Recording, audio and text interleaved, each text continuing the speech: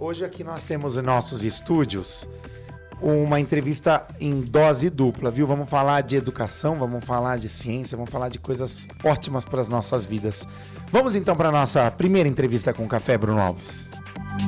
Entrevista com café.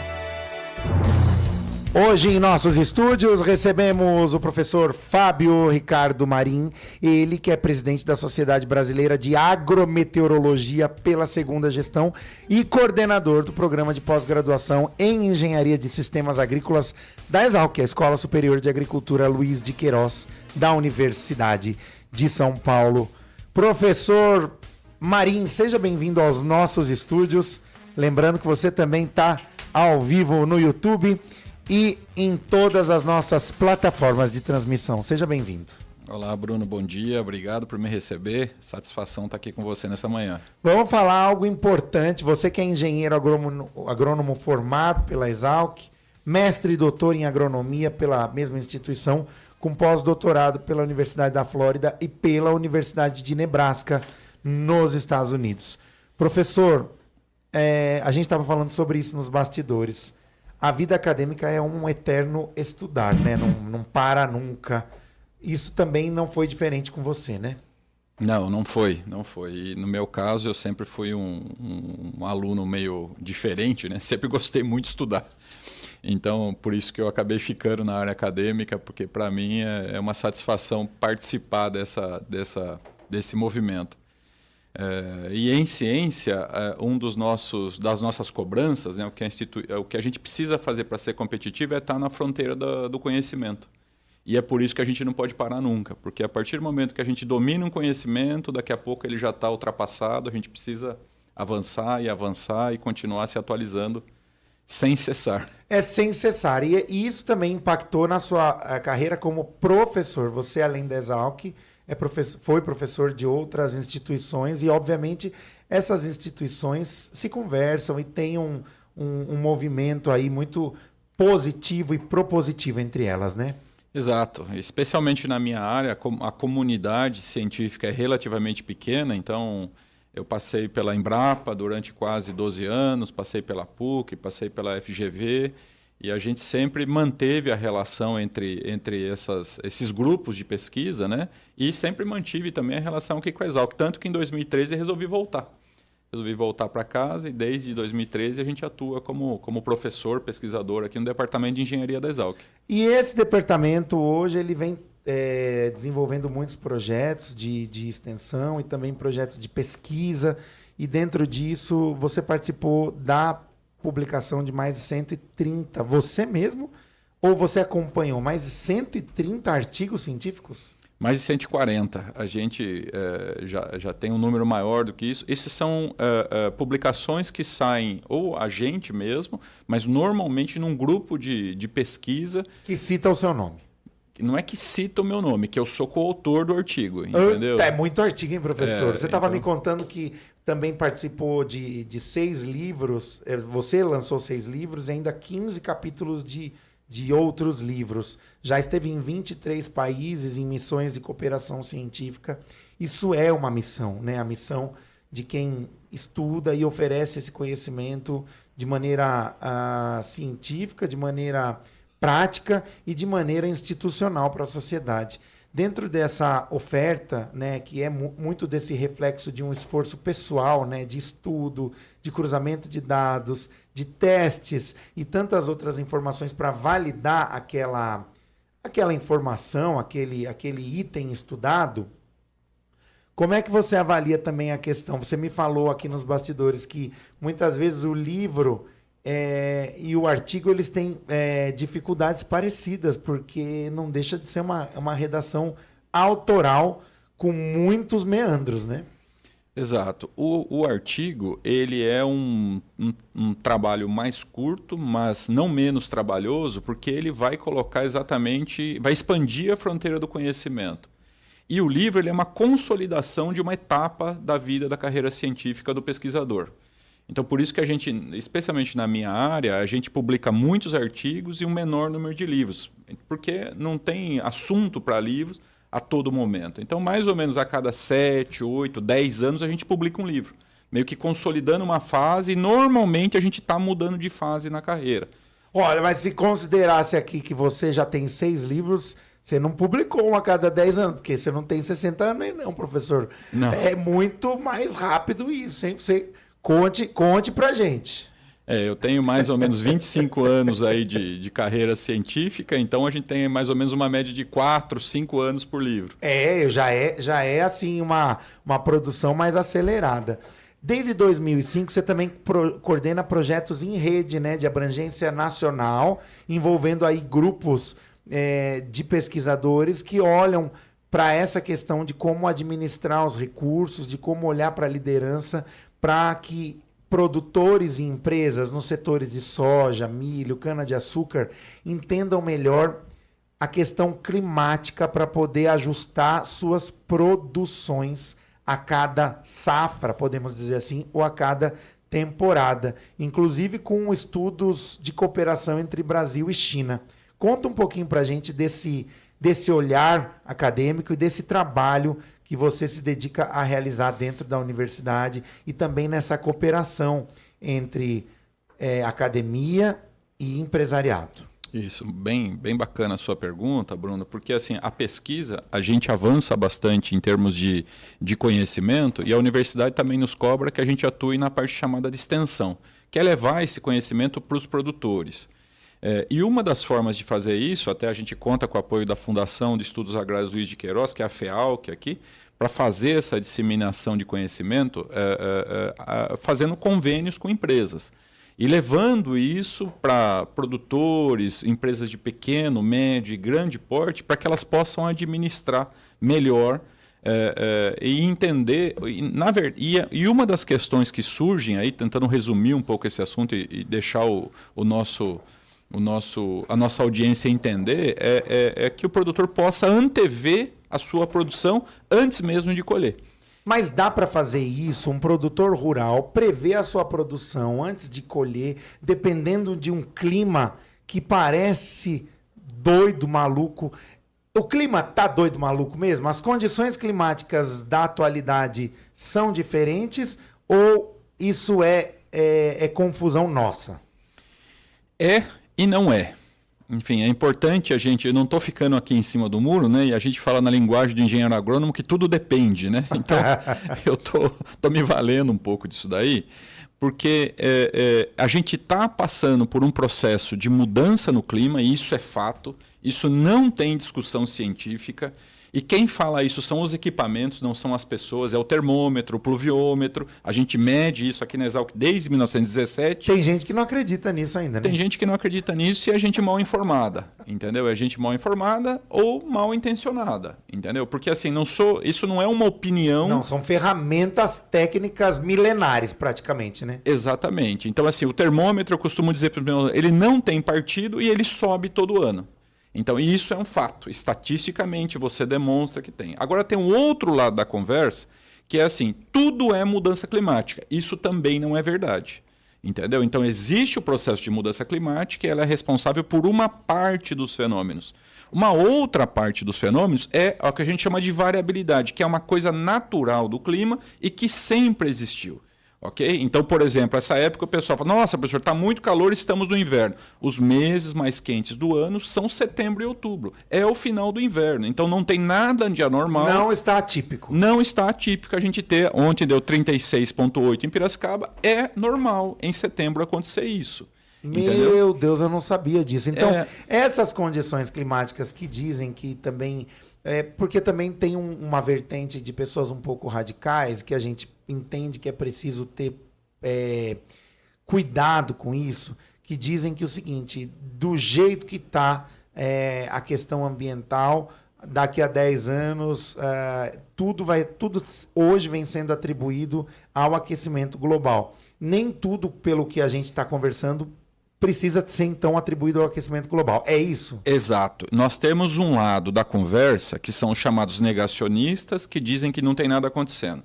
Temos o outro extremo da conversa, que o mundo vai acabar por conta da mudança climática. Nenhum dos dois é verdade. ok? A verdade está no meio entre isso daqui. É importante que a nossa audiência, especialmente os produtores rurais, eles entendam esse processo, porque eles precisam se adaptar. Então, isso é importante para que eles continuem na atividade, mas as condições não vão se tornar inviáveis no futuro. E é importante, desde que a gente também tenha um mínimo de consciência, porque assim, essa fumaça que a gente olha para o céu e acompanha, isso não é clima, isso é ser humano, ok? Então assim, a gente está pondo fogo de uma forma desordenada, temos um bloqueio atmosférico que não permite essa fumaça. Agora, essa fumaça não acontecia no passado, ok? Isso não tem nada a ver com o clima, isso tem a ver com a atividade humana que precisa ser reduzida, eliminada. É a irresponsabilidade ao colocar fogo em matas, em terrenos secos, em estradas e, além disso, toda a condução humana dos recursos naturais. Aí, para a gente falar um pouco sobre isso, até para deixar claro para o nosso ouvinte o que é clima e o que é intervenção humana. Vamos dar mais uma passeada pelo que aconteceu, por exemplo, no Rio Grande do Sul, que foi gravíssimo e que assim dizimou a vida de muitas famílias. Muita gente morreu e muita gente perdeu tudo. Quer dizer, a pessoa ficou, mas ela ficou sem nada. Ambas as situações são muito tristes, são assim uma situação de extremidade do ser humano. Mas nesse caso, o que você fala sobre clima e o que você fala, por exemplo, pelo ser humano geograficamente ter se instalado numa área que já tem tendência a inundações e que ele passou do limite para se instalar nessa área? Qual que é a relação e qual que é o olhar para cada um desses aspectos? Não, excelente pergunta e de novo, né, a gente vai ficar no meio do caminho. Porque assim, a gente já teve um fenômeno igual a esse em 1941, onde houve uma devastação, houve um menor número de mortes e de prejuízos, porque a população era muito menor do que a gente tem hoje. Agora a população cresceu, normalmente, às vezes a gente vai ocupar áreas de risco e 83 anos depois a gente teve um fenômeno parecido. Os estudiosos da mudança climática, eu não estou falando dos engenheiros agrônomos, que é o meu caso, estou falando dos climatologistas que olham o globo terrestre. O que eles nos trazem é que esses fenômenos podem acontecer com uma frequência maior. Então a gente teve em 41, repetiu em 24 e o que se espera é que ele volte num prazo menor do que esses 83 anos. Mas pode ser que a gente não esteja mais vivo. Pode ser que a gente não esteja mais vivo e pode ser que ele aconteça daqui a 83 anos novamente. Ah, entendi. Então, ainda não tem uma precisão sobre isso. Não tem. Mas isso é climático? Isso é climático. Agora, isso pode não ser de mudanças climáticas. Por quê? Já houve um evento no passado similar a esse. Há registros... E a produção industrial era muito menor, o impacto urbano era muito menor... Mesmo assim aconteceu. Mesmo assim aconteceu. Atrapalhou e trouxe sofrimento para muitas famílias. Exatamente. Então, os fenômenos que já aconteceram no passado, a gente não pode reputar integralmente a mudança do clima. Okay? Agora, se ele volta daqui a 10, 20 anos, aí sim a gente vai poder falar que esse fenômeno acontecia de 80 em 80 anos e passou a acontecer com uma frequência maior. Então, agora sim, para quem está nos ouvindo, de forma fácil de falar, o que é o clima? Como é que você olha para a questão clima? Como é que você pode definir isso para o nosso ouvinte? O clima, na esfera agronômica, é uma das coisas mais complicadas que tem, porque ele trata da atmosfera. E a atmosfera é um gás que recobre a Terra que muda a todo instante. Então a gente trata do clima sempre numa perspectiva, uma escala de tempo diferente. A gente chama de tempo. Como a atmosfera está agora, então aquele que está nos ouvindo, olha aí para fora do seu escritório, da sua casa. Estou vendo o tempo. Isso, você está vendo o tempo. É a caracterização instantânea da atmosfera. Quando a gente mede o tempo por 30 anos e tira médias, isso se chama clima. Então a temperatura média de Piracicaba é 22,5, a chuva média é 1.250 milímetros, isso numa série histórica aqui da Exalc que tem mais de 100 anos. Quando a gente percebe que o clima está mudando, aí acende a luz amarela, falando o seguinte, tem alguma coisa grave acontecendo. E aí a pergunta é, tem alguma coisa grave acontecendo? Tem alguma coisa acontecendo. E o que é? Redução das chuvas aqui nessa região do interior de São Paulo. Redução da chuva nos últimos 30 anos e aumento na temperatura ano a ano. Isso, como eu disse, são os termômetros e pluviômetros que nos informam. E a gente precisa trazer isso daqui. Isso é o fim da agricultura? É o final dos tempos? A gente entende que não. Quando a gente projeta isso para 20, 30 anos à frente, entende que não. Mas tem um processo de mudança climática claro acontecendo. Então, gente, a mistura de clima com produção rural não tem nada a ver com você pegar uma abóbora que você comprou lá, cortar a abóbora e colocar ela lá na porta da sua casa, que nem o pessoal faz com ovo para ver se a cidade está quente, viu? A produção rural interagindo com o clima, ela é mais profunda do que se imagina. E é isso que o professor Marim, que é um grande especialista brasileiro, está fazendo aqui para falar. Tá falando aqui para a gente. Professor, então vamos para esse entendimento agora. Como que essa variação, essa definição do que é tempo e do que é clima impacta de forma direta ou até melhora ou atrapalha a produção rural na nossa região e no nosso país?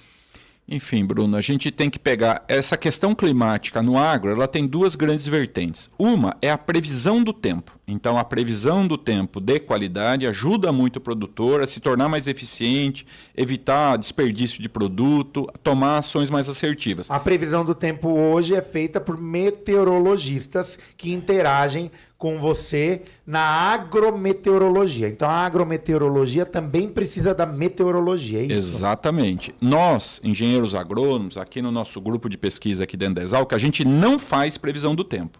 O que a gente faz? A gente pega a previsão do tempo e transforma isso em produtividade agrícola. E como se faz isso? Você vai fazer uma previsão dos próximos... Qual é a previsão máxima que você consegue fazer por tempo de antecedência? 15 dias? 20 dias? Quanto tempo? A chamada previsão do tempo, ela é até 15 dias. 15 dias. Isso já te dá uma ventana, uma ventarra, um tempo de antecedência para você projetar um pouco o manejo daquela lavoura.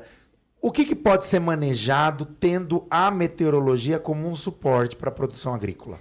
Enfim, quando nesse prazo de 15 dias, você pode decidir se vai plantar ou não, se vai aplicar um produto ou não, se vai fazer uma adubação, se vai colher ou não, dependendo do que vai acontecer. Vai acontecer uma geada, uma chuva forte, vai ficar sem chuva, enfim, o agricultor pode atuar. Agora, a gente consegue, a partir do histórico climático dele, ir além desses 15 dias, que é o que eu faço. Que é o que você faz. Você faz um plano de previsão considerando, portanto, os padrões climáticos, o que significa que você, num período maior, entende as manifestações num padrão ano a ano, vamos dizer assim, para cada temporada ou para cada momento do ano, né? E, ao mesmo tempo, você faz como se fosse um projeto ou uma padronização. Como é que é esse suporte e essa contribuição que pode ser dada para o produtor rural brasileiro? Enfim, o que a gente entrega lá é uma plataforma, um software, em que o produtor vê a sua propriedade e cada campo que ele tem dentro da propriedade tem a perspectiva de tudo que vai acontecer ali dentro. Já tem um abastecimento prévio de dados que alimenta o que virá, e aí vira uma interação ali para dar respostas mais precisas, é isso? Exato. Então a gente consegue fazer as recomendações aí não mais nesse prazo de 15 dias, mas até o final da safra dele, de tudo que ele deve fazer ou não, e principalmente se ele vai conseguir produzir e quanto. E essa também tem uma aplicação bastante grande, que é quando a gente pode fazer isso na escala de uma propriedade agrícola ou podemos fazer na escala do Brasil. E aí a gente consegue projetar se a safra de soja vai ser boa ou ruim, porque aí os tomadores de decisão lá em Brasília e as grandes empresas, ou todo mundo que está no mercado futuro de commodities, por exemplo, olha, o Brasil vai ter uma quebra, o Brasil vai ter uma superprodução, como é que vai ser o mercado de açúcar, o mercado de soja, o mercado de milho, que são as 3 culturas que a gente mais trabalha aqui. E o índice de efetividade desse prognóstico e dessa interação é alto? É alto. A gente, quando trata da produtividade, ou seja, da biomassa ser produzida, a gente consegue passar de 95% de assertividade. Meu Deus, que beleza! E isso também, mesmo num momento em que o mundo passa por grandes mudanças climáticas. Como é que as mudanças climáticas hoje estão afetando de forma direta a produção dos alimentos no mundo? Enfim, essa é uma boa questão e assim, o que a gente vê é que as produções continuam subindo. Entendeu? Então a gente tem ainda capacidade tecnológica de lidar com esse clima novo. Agora é importante que a gente saiba que tem um clima novo. A minha maior preocupação de estar conversando com a sua audiência aqui é que as pessoas acham que não está acontecendo nada. Ok? Então está acontecendo um processo, a gente entendendo esse processo conseguimos lidar melhor com ele. É que muita gente tá sentada nessa crise e quer que isso se torne algo muito mais gritante do que poderia ser. Eu acho que esse caminho da mediação, esse caminho do meio, talvez realmente seja o melhor caminho. E para a gente ir quase encerrando nossa entrevista, professor, eu gostaria de que você colocasse de forma prática como que a agrometeorologia e o seu estudo chega ao produtor rural. Quais são os canais, quais são as comunicações, quais são as possibilidades do produtor rural se beneficiar, e mais do que isso, beneficiar a sociedade, o sistema todo, a cadeia de consumo, porque, obviamente, se o produtor rural é prejudicado na sua produção, ela é muito impactada, inclusive em volume, isso vai impactar a mesa do consumidor, isso vai impactar a saúde de quem precisa comer determinados alimentos, todos precisamos, né? Como é que é olhar para isso e entender exatamente esse suporte da agrometeorologia na vida do produtor rural? Enfim, isso é verdade. Enfim, quando a gente quer favorecer o produtor, porque o produtor é o menor elo de uma escala muito grande que vai impactar a inflação do país, enfim, o preço do alimento, enfim, que tem toda uma repercussão muito forte na vida das pessoas. Então é importante que o nosso produtor tenha uma vida saudável, econômica, financeiramente, sustentável no campo, porque isso repercute... E repercute no preço, repercute no consumo, obviamente repercute na saúde das pessoas que vão comer cada vez mais um alimento bem produzido, de boa qualidade, com menos agrotóxicos e tantas outras questões que são levantadas na nossa programação e também, enfim, na sociedade, né? Exatamente. Então, o que a gente faz para tentar levar a parte de pesquisa, que é a nossa principal cobrança dentro da Exalc e da USP, né? Tem essa tradição, essa visão, essa vertente muito forte na pesquisa, é a gente levar através de projetos de extensão. Então, como eu disse, através da própria FEAL, que a gente tem convênios com dezenas de empresas, a gente tem um canal no YouTube, se você me permite fazer aqui uma pequena propaganda. Por favor, divulgue. Então, a gente tem o canal do professor Fábio Marinho, onde a gente faz todo mês, junto com a TV USP, uma gravação trazendo exatamente esses cenários para o trimestre à frente, tentando saber como é que vai ser em cada região do país as condições de tempo, de clima, para que o produtor possa reduzir ali o seu risco. Ok? A gente tem ali uma série de ações junto à assessoria de comunicação da Exalc e no próprio site da Exalc, um boletim mensal do nosso projeto de extensão chamado Sistema Tempo Campo, em que a gente tenta levar essa informação de forma muito acessível, muito simples, bem detalhada, bem explicada, não numa forma científica, não numa linguagem complexa, para que todos os produtores possam ver, se informar e tomar decisões mais assertivas no campo.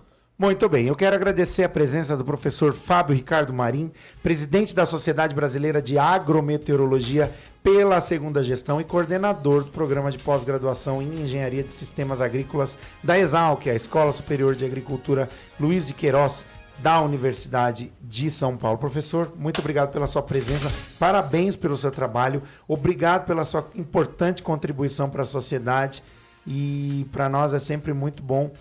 Agradeço também a sugestão de pauta da FEALC, que é sempre muito generosa de nos enviar pautas que fazem a diferença nas nossas vidas. E mais do que isso, né? Agrometeorologia fica parecendo um assunto tão longe da vida, né, professor? Mas está pertinho, né? É isso aí. Eu agradeço muito pela chance de conversar aqui com a sua audiência, agradeço a você por conduzir tão bem o programa e a gente lá na Exalc está sempre à disposição da Jovem Pan News. Muito bem, vamos para o intervalo comercial enquanto eu me despeço do professor e na volta vamos falar sobre uma grande imersão que vai refletir sobre a educação, a parentalidade, a família, a autoestima e tantos outros aspectos que precisam ser observados, principalmente pelas mulheres em dias corridos e com uma vida agitada. A família, de alguma maneira, ganha novos parâmetros e a gente vai falar sobre isso na imersão que a Desenvolve vai fazer, o programa Desenvolve vai fazer no próximo dia 21 de setembro. É já, depois do intervalo comercial.